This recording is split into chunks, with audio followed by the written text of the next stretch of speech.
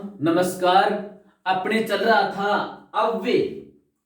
अव्यय क्रिया विशेषण पूरे हो गए थे। क्रिया विशेषण अव्यय। आज पहला टॉपिक है समुच्चय सूचक अव्यय। समुच्चय सूचक अव्यय कौन से होते हैं? जो किन्हीं दो शब्दों को, दो उपवाक्यों को, दो वाक्यों को जोड़ते हैं या उनके मध्य किसी प्रकार का संबंध स्थापित करते हैं, वो समुच्चय सूचक अव्यय कहलाते हैं।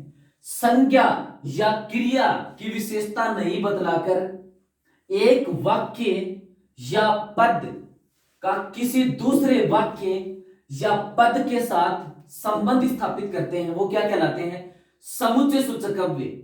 जैसे एक और दो तीन होते हैं, एक और दो तीन होते हैं, यहां पर एक और दो को जोड़ करके इनमें संबंध स्थापित किया। और तीसरी नई बात, तीन होते हैं। उसने मेहनत की पर सफल नहीं हुआ। उसने मेहनत की एक अलग उपवाक्य है, सफल नहीं हुआ एक अलग उपवाक्य है। पर या परंतु से इसको जोड़ा गया है, तो ये इनमें संयोजक का काम करता है, इनकी समुच्चय का काम करता है। उसने मेहनत की पर सफल नहीं हुआ, तो पर यहां पर क्या है? समुच्चय सूचक अव्यय है। अब व्याकरण में इन समुच्चय सूचक अव्ययों के कितने भेद? दो प्रकार के माने गए हैं ये। एक तो समानाधिकरण समुच्चय सूचक अव्यय, दूसरे वेदीकरण समुच्चय सूचक अव्यय। सबसे पहले पढ़ते हैं समानाधिकरण समुच्चय सूचक अव्यय। समानाधिकरण समुच्चय सूचक अव्यय प्राय दो सरल वाक्यों को जोड़ते या उनके मध्य संबंध स्थापित करते हैं। ये इनके चार प्रमुख वर्ग माने गए हैं समानाधिकरण समुच्चय सूचक अव्यय के।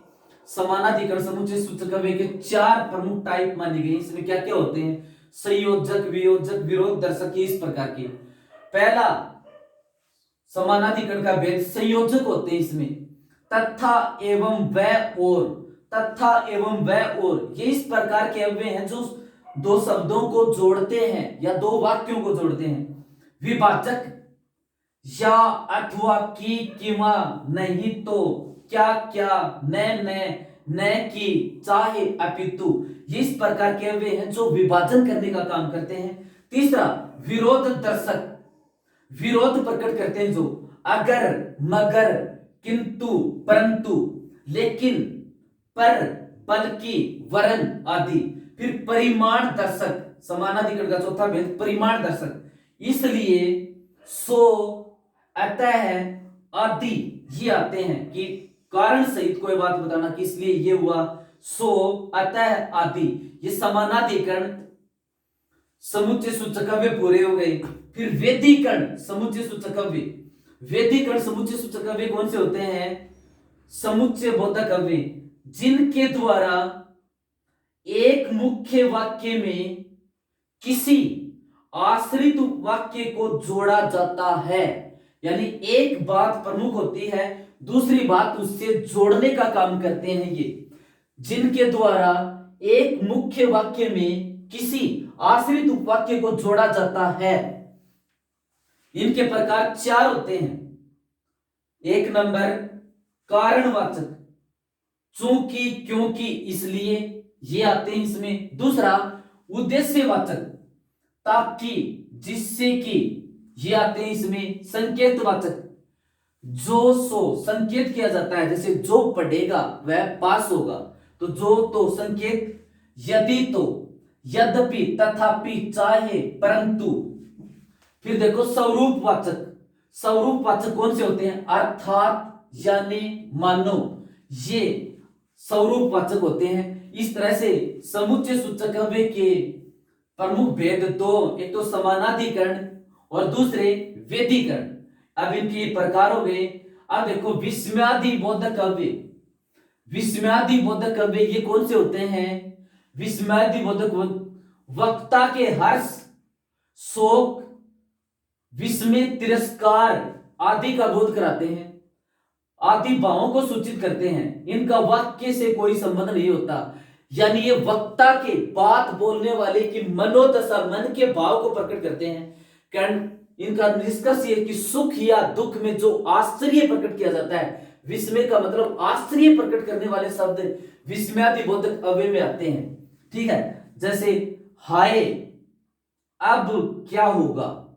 अगला हाय बोला है, इसका मतलब उस समय की परिस्थिति कुछ ऐसी है कि शायद मुसीबत की बात हो गई हो। हाय अब क्या होगा।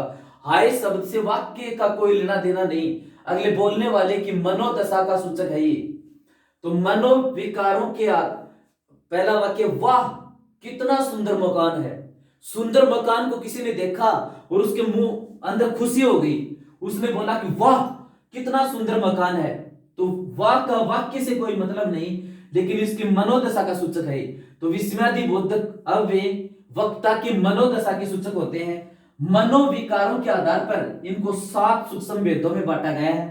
पहला हर्ष बोधक जो खुशी के सूचक होते हैं, आह वाह वाह शाबाश जय धन्य धन्य क्या खूब क्या करने, ये हर्ष के बोधक होते हैं। शोक बोधक जो दुख को प्रकट करते हैं, हाय हाय हे राम बाप रे आह उह हा हा त्राई त्राई तोबा तोबा, ये दुख के सूचक होते हैं। आश्चर्य बोधक, आश्चर्य सुख और दुख दोनों स्थिति में हो सकता है। आश्चर्य बोधक कौन से होते हैं, ये वाह हैं ए ओह। अनुमोदन बोधक ठीक आह अच्छा शाबाश किसी को समर्थन देने के सूचक होते हैं। तिरस्कार बोधक छी छी हट दूर दिक, यानी तिरस्कार बोधक वो होते हैं अगले की बात से खुश न होकर के जब कोई बात कही जाती है तो उसके मनोविकार का सूचक छी छी हट दूर दिक।